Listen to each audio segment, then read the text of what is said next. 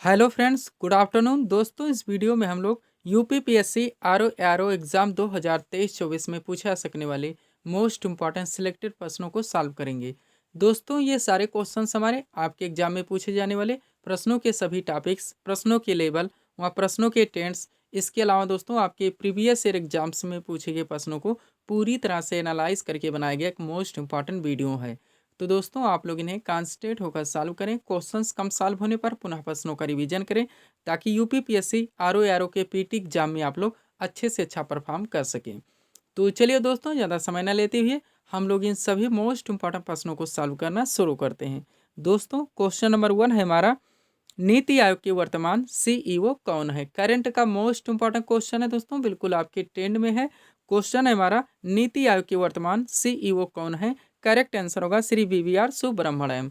अब चूंकि दोस्तों करंट से हमारा क्वेश्चन आया हुआ है, तो इस टॉपिक से जितने क्वेश्चन बनेंगे अधिकांश प्रश्नों को हम लोग यहीं पे कवर करेंगे। यही हमारे प्रिपरेशन की स्ट्रेटजी है दोस्तों कि जिस भी टॉपिक्स को हम लोग उठाएंगे उस टॉपिक्स के अधिकांश प्रश्नों को पूरे एक्स्ट्रा फैक्ट के साथ वहीं पे कवर करेंगे। ध्यान दीजिएगा, सारे फैक्ट सिलेक्टेड रखे गए हैं। पहला नोट है दोस्तों, नीति आयोग की स्थापना कब हुई थी? करेक्ट आंसर होगा 1 जनवरी 2015 को। नीति आयोग के प्रथम उपाध्यक्ष कौन थे? तो अरविंद पनघड़िया थे। व नीति आयोग के प्रथम सीईओ की बात की जाए तो अमिताभ कांत थे। वर्तमान में बात करें तो नीति आयोग के उपाध्यक्ष हैं सुमन के वेरी और वर्तमान में सीईओ हैं श्री वीवीआर सुब्रमण्यम। अध्यक्ष की बात की जाए तो वर्तमान में नीति आयोग के अध्यक्ष प्रधानमंत्री श्री नरेंद्र मोदी जी हैं। अब चलिए एक नोट देख लेते हैं। योजना आयोग को समाप्त करके उसके स्थान पर नीति आयोग का गठन किया गया है। नीति आयोग एक संवैधानिक निकाय नहीं है, ये भी आप लोग ध्यान रखेंगे, क्वेश्चंस पूछे जाते हैं। जैसे कि हमारा वित्त आयोग हो गया, यूपीएससी यानी संघ लोक सेवा आयोग हो गया, राज्य के लोक सेवा आयोग हो गए, ये सारे दोस्तों संवैधानिक संस्थाएं हैं। लेकिन जो योजना आयोग था वो भी हमारा एक संवैधानिक संस्था नहीं था, उसके स्थान पर जो नीति आयोग का गठन हुआ ये भी एक संवैधानिक संस्था नहीं है, ध्यान रखेंगे आप लोग। चलते हम लोग नेक्स्ट क्वेश्चन की ओर। अगला क्वेश्चन क्या है दोस्तों, दुनिया का सबसे बड़ा कारपोरेट कार्यालय कहाँ पर बनकर तैयार हुआ है? तो ये सूरत गुजरात में बनकर तैयार हुआ है। अगला क्वेश्चन है, हिमाचल प्रदेश ने कहाँ 15 दिवसीय हिम महोत्सव की शुरुआत की है? तो नई दिल्ली में। कहाँ पे? नई दिल्ली में। ध्यान दीजिएगा दोस्तों, सारे क्वेश्चन सिलेक्टेड हैं, थोड़े से मॉडरेट लेवल के हैं, लेकिन वैकेंसी आप लोग जानते हैं 4600 से 4800 ग्रेड पी की वैकेंसी है, तो क्वेश्चन तो मॉडरेट लेवल के पूछे ही जाएंगे। अगला है, भारत का कौन सा राज्य एफडीआई यानी कि फॉरेन डायरेक्ट इन्वेस्टमेंट प्रत्यक्ष विदेशी निवेश प्राप्तकर्ता के रूप में देश में शीर्ष स्थान पर रहा है? तो महाराष्ट्र है। अगला है, बाकू टू द फ्यूचर संयुक्त राष्ट्र जलवायु वार्ता 2023 कहाँ पर आयोजित होगा? तो अजरबैजान में किया जाएगा।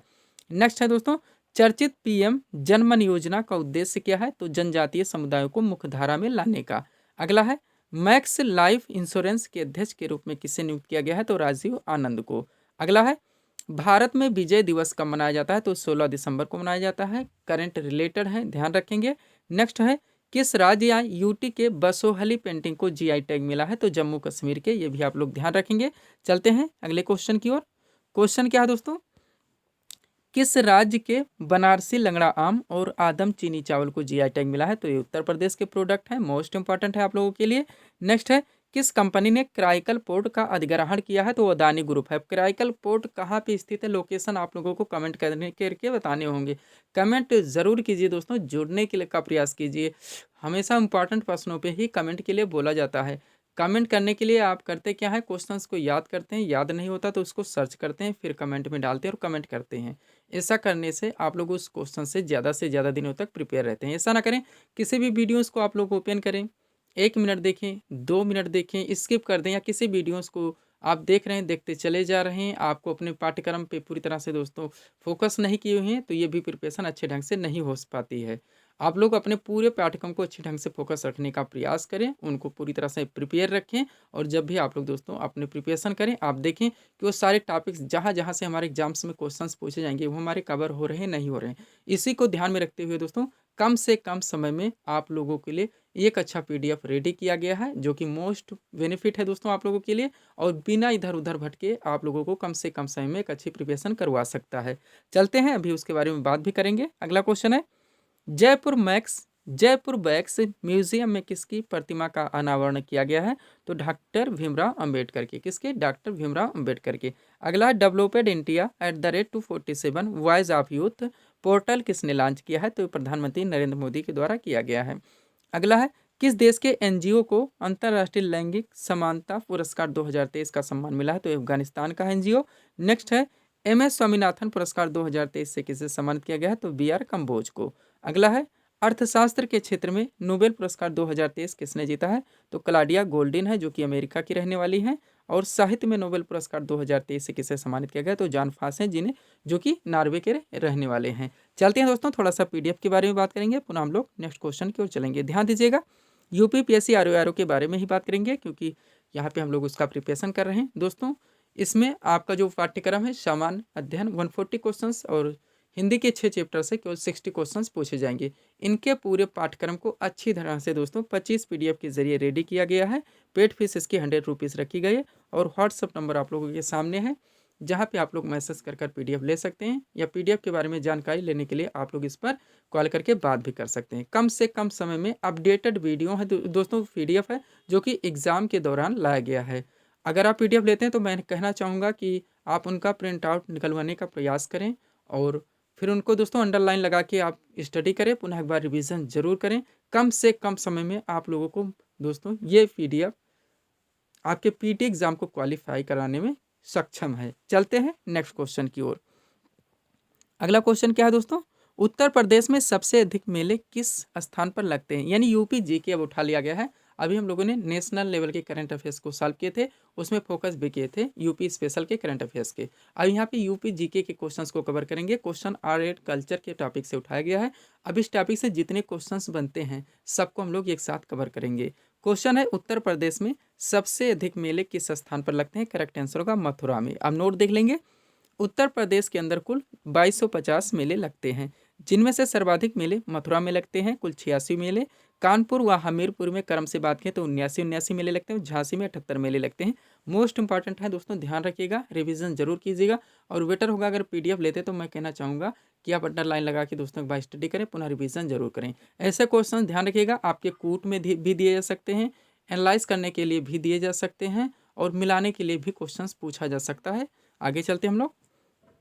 अगला क्वेश्चन क्या है दोस्तों हमारा? उत्तर प्रदेश में बरसाना होली, क्वेश्चन पे ध्यान देंगे। उत्तर प्रदेश में बरसाना होली किस जनपद में मनाई जाती है? तो बरसाना डिस्ट्रिक्ट में ही मनाया जाता है। नेक्स्ट है, आयुर्वेद महोत्सव प्रदेश के किस जिले में संपन्न होता है? तो झांसी में। नेक्स्ट है, केंद्रीय चारा अनुसंधान केंद्र उत्तर प्रदेश के किस जिले में स्थित है? तो ये झांसी में है। नेक्स्ट है, यमुना महोत्सव उत्तर प्रदेश में कहाँ पर मनाया जाता है? तो मथुरा में मनाया जाता है। और नेक्स्ट है, गंगा महोत्सव उत्तर प्रदेश में कहाँ पर मनाया जाता है? तो वाराणसी में। कहाँ पे? जो क्वेश्चन जिस क्वेश्चन से मिलते जुलते हैं उनको उसी के साथ डाल दिया गया है, ताकि याद करने में थोड़ी सी सहजता और सरलता महसूस हो सके। अगला है, नक्कटैया मेला उत्तर प्रदेश के किस जिले में लगता है? वाराणसी में। नेक्स्ट है, सुलहकुल उत्सव उत्तर प्रदेश के किस शहर में आयोजित किया जाता है? तो आगरा में किया जाता है। सैयद सालार मेला की बात की जाए तो उत्तर प्रदेश के किस जिले में लगता है? बहराइच में। अगला है, कालिंजर मेला हाईलाइटेड है, आप लोग जानते हैं, बार बार पूछा जाता है, उत्तर प्रदेश के किस जिले में आयोजित होता है? तो ये बांदा में होता है। वह देवी पाटन मेला उत्तर प्रदेश के किस जिले में लगता है? तो ये बलरामपुर में। कहाँ पे? बलरामपुर में। आगे चलते हम लोग। अगला क्वेश्चन क्या है दोस्तों? बिठूर गंगा महोत्सव, मोस्ट इंपॉर्टेंट क्वेश्चन रहेगा, ध्यान रखिएगा। बिठूर गंगा महोत्सव राज्य के किस जिले में मनाया जाता है? कानपुर में। अगला है, बटेश्वर मेला राज्य के किस जिले में आयोजित किया जाता है? तो आगरा में। वह उत्तर प्रदेश के किस जिले को इत्र नगरी के नाम से जानाता है? वो कन्नौज है। अगला है, ताज महोत्सव, बार बार पूछा जाता है, का आयोजन उत्तर प्रदेश के किस जिले में किया था? तो ये आगरा में। व नैमिषारण मेला की बात की जाए तो उत्तर प्रदेश के सीतापुर में आयोजित किया जाता है। आगे चलते हम लोग। अगला है, सैफई महोत्सव उत्तर प्रदेश के किस जिले में मनाया जाता है? तो इटावा में। शाकुंभरी मेला राज्य के किस जिले में आयोजित होता है? सहारनपुर में। कजली महोत्सव का आयोजन उत्तर प्रदेश के किस जिले में किया जाता है? ये महोबा में किया जाता है। और त्रिवेणी महोत्सव का आयोजन उत्तर प्रदेश के किस जिले में किया जाता है? प्रयागराज में। ये थे दोस्तों आर्ट और कल्चर के क्वेश्चंस। अगर आप लोग इतना कवर रखते हैं तो यहाँ से ना आप लोगों के क्वेश्चंस मिस होंगे और ना ही गलत होंगे। आगे चलते हैं हम लोग। अगला क्वेश्चन कहाँ से आया है दोस्तों? शास्त्रीय नृत्य एवं लोक नृत्य। जितने क्वेश्चंस पूछे जाते हैं, जितने ट्रेंड से पूछे जाते हैं, सबको यहाँ पे एक साथ कवर किया गया है, ध्यान रखिएगा दोस्तों। चलते हैं क्वेश्चन की ओर। क्वेश्चन क्या है? सत्रिया किस राज्य का प्रसिद्ध शास्त्रीय नृत्य है? तो असम का। ये थे हमारे क्वेश्चन और आंसर। अब यहाँ से जितने क्वेश्चन बनते हैं शास्त्रीय नृत्य से हम लोग एक साथ कवर करेंगे। सबसे पहले लोकेशन के बारे में बात करेंगे, उसके बाद जिस जिस ट्रेंड से क्वेश्चन घुमाए जाते हैं उनको भी यहाँ पे पूरी तरह से कवर किया गया है। ध्यान दीजिएगा, एक तरफ दिया गया है शास्त्रीय नृत्य के नाम, दूसरी तरफ संबंधित राज्य, यानी कि कौन सा शास्त्रीय नृत्य किस राज्य से संबंधित है। पहला है भरतनाट्यम, जो कि तमिलनाडु राज्य का एक शास्त्रीय नृत्य है। फिर है कथकली और मोहिनीअट्टम, ये दोनों के दोनों केरल राज्य के शास्त्रीय नृत्य हैं, दोनों एक साथ ध्यान रखिएगा। अगला है कथक, जो कि दोस्तों उत्तर प्रदेश का शास्त्रीय नृत्य है, आप लोग जानते हैं। कुचिपुड़ी आंध्र प्रदेश का शास्त्रीय नृत्य है। दो और बचे हुए हैं, क्या क्या है दोस्तों। मणिपुर की बात की जाए तो मणिपुर का राज्य शास्त्रीय नृत्य है सत्रिया, हम लोगों ने क्वेश्चन में ही देखा। असम का शास्त्रीय नृत्य है वह ओडिसी, ये ओडिशा राज्य का एक शास्त्रीय नृत्य है। ये थे दोस्तों लोकेशन से क्वेश्चन जो कि डायरेक्टली पूछे जाते हैं। अब क्वेश्चन यहाँ पे और किस किस तरह से घुमा के पूछे जाते हैं उनको हम लोग कवर करेंगे, ध्यान देंगे आप लोग। चलिए दोस्तों शुरू करते हैं हम लोग। सबसे पहले भरतनाट्यम के बारे में बात करेंगे। देखिएगा यहाँ से कौन कौन से क्वेश्चन बनते हैं। भरतनाट्यम भारत का सबसे पुराना शास्त्रीय नृत्य है, ये ध्यान रखेंगे। यह तमिलनाडु राज्य का एक शास्त्रीय नृत्य है। यह भारतीय शास्त्रीय नृत्य की सबसे प्राचीन शैली मानी जाती है, ये भी आप लोग ध्यान रखेंगे। अब चलिए इनसे जुड़े जो कलाकार हैं, तो भरतनाट्यम से संबंधित कलाकार सबसे पहले महिला के बारे में देखेंगे तो यामिनी कृष्णमूर्ति हैं, मालविका सरकार हैं, मृणालिनी साराभाई हैं, सारे मोस्ट इंपॉर्टेंट हैं। मीनाक्षी सुंदरम पिल्लई हैं, बाला सरस्वती हैं, रुक्मणी देवी अरुंडेल हैं, अलरमेल बल्ली है, पद्मा सुब्रमण्यम है, बिजंती माला है, लीला सैमसन है, ये इतना ध्यान रखेंगे। भरतनाट्यम से जुड़े हुए महिला कलाकार हैं। आगे देखते हैं भरतनाट्यम से संबंधित पुरुष कलाकार, तो रेवंत साराभाई हैं, सीवी चंद्रशेखर हैं, उदय शंकर है, नटराज रामकृष्ण है, विजय माधवन है, ये इतना आप लोग पुरुष कलाकार के बारे में भी ध्यान रखेंगे। ये थे भरतनाट्यम से क्वेश्चन जो कि आपके एग्जाम में पूछे जाते हैं। अब जैसे भी करें दोस्तों, आप लोग कोई ट्रिक लगाएं या बार बार रट्टा मारे, क्वेश्चन इंपॉर्टेंट है, मिस नहीं किए जा सकते। और बेटर होगा अगर आप पीडीएफ लेते हैं तो मैं कहना चाहूँगा कि अंडरलाइन लगा के स्टडी करने का प्रयास कीजिएगा। कम से कम समय में पीटी क्वालिफाई करने के लिए दोस्तों हमारी तरफ से ये पूरा प्रयास किया जा रहा है। आगे चलते हैं, कथकली के बारे में बात करते हैं। कथकली आप लोग जानते हैं केरल राज्य का एक शास्त्रीय नृत्य है। देखेंगे यहाँ से कौन कौन से क्वेश्चन बनते हैं। तो किस शास्त्रीय नृत्य में मुखौटे का प्रयोग किया जाता है, वो कथकली है, सबसे पहले ध्यान रखेंगे। अब कथकली से जुड़े कलाकार कनक रेले हैं, माधवन आनंद हैं, शिवरामन है, गोपीनाथ हैं, रागिनी देवी हैं, उदय शंकर हैं, ये इतना ध्यान रखेंगे तो यहाँ से ना क्वेश्चन मिस होंगे और ना ही गलत होंगे। कथक मोस्ट इंपॉर्टेंट हम लोगों के लिए है क्योंकि ये उत्तर प्रदेश का है। अब यहाँ से क्वेश्चन देखिएगा, सबसे पहले जयपुर घराना, लखनऊ घराना और वाराणसी घराना किस नृत्य शैली के मुख्य घराने हैं कथक के। अब यही दोस्तों हम ऑप्शन बनाए, विकल्प बना बना के क्वेश्चन डालें तो बहुत क्वेश्चन बन जाएंगे, टाइम टेकिंग होगा, कोई काम का आपके नहीं होगा, केवल कन्फ्यूज़न क्रिएट होगा। हम चाहते हैं आप कम से कम समय में बिना इधर उधर भटके अपने पूरे पाठ्यक्रम को अच्छी ढंग से कवर कर सकें। अब चले कथक नृत्य से जुड़े कलाकार को देखते हैं, तो बिरजू महाराज ध्यान रखिएगा, शंभू महाराज, बैजनाथ मिश्र, लच्छू महाराज, सितारा देवी, गौरी शंकर देवीलाल, गोपी कृष्ण, हजारी अग्रवाल, ये इतना कवर रखेंगे तो आपका क्वेश्चन यहाँ से सॉल्व हो जाएगा। आगे चलते हैं, कुचिपुड़ी को देखते हैं जो कि आंध्र प्रदेश राज्य का एक शास्त्रीय नृत्य है। यहाँ से जो क्वेश्चन बनते हैं, तो दोस्तों कुचिपुड़ी को आधुनिक समय में लोकप्रिय बनाने का श्री लक्ष्मी नारायण शास्त्री को दिया जाता है। सबसे पहले नाम ध्यान रखेंगे, हाईलाइटेड नाम है श्री लक्ष्मी नारायण शास्त्री, इनका संबंध है कुचिपुड़ी शास्त्रीय नृत्य से। अब इनसे जुड़े कलाकार देखेंगे तो लक्ष्मी नारायण शास्त्री हैं, ध्यान रखेंगे पहला नाम यही। उसके बाद राजा और राधा रेड्डी, यामिनी कृष्णमूर्ति, भावना रेड्डी और मंजू भार्गवी, अरुणिमा कुमार, ये इतना नाम यहाँ से ध्यान रखेंगे। आगे चलते हैं, मोहिनीअट्टम से जुड़े कलाकार देखते हैं। मोहिनीअट्टम भी केरल का है, तो स्मिता राजन है, कलामंडलम है, हेमा मालिनी है, भारती शिवाजी है, कनक रेले हैं, सुनंदा नायर है, रेमा श्रीकांत है, पल्लवी कृष्णन है व राजा दत्तापति है, ये इतना नाम यहाँ से ध्यान रखेंगे। लास्ट है दोस्तों ओडिसी से जुड़े हुए कलाकार, तो सोनल मानसिंह नाम रखिएगा, अनीता बाबू, मधुमिता राउत, शर्मिला मुखर्जी, चित्रा कृष्णमूर्ति, केलू चरण मोहपात्रा।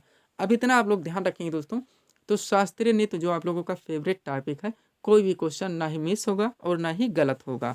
चलते हैं नेक्स्ट क्वेश्चन की ओर। अगला क्वेश्चन कहाँ से उठा गया दोस्तों, अभी आ गया वादक एवं वाद्य यंत्र, ये भी आप लोगों का फेवरेट टॉपिक है।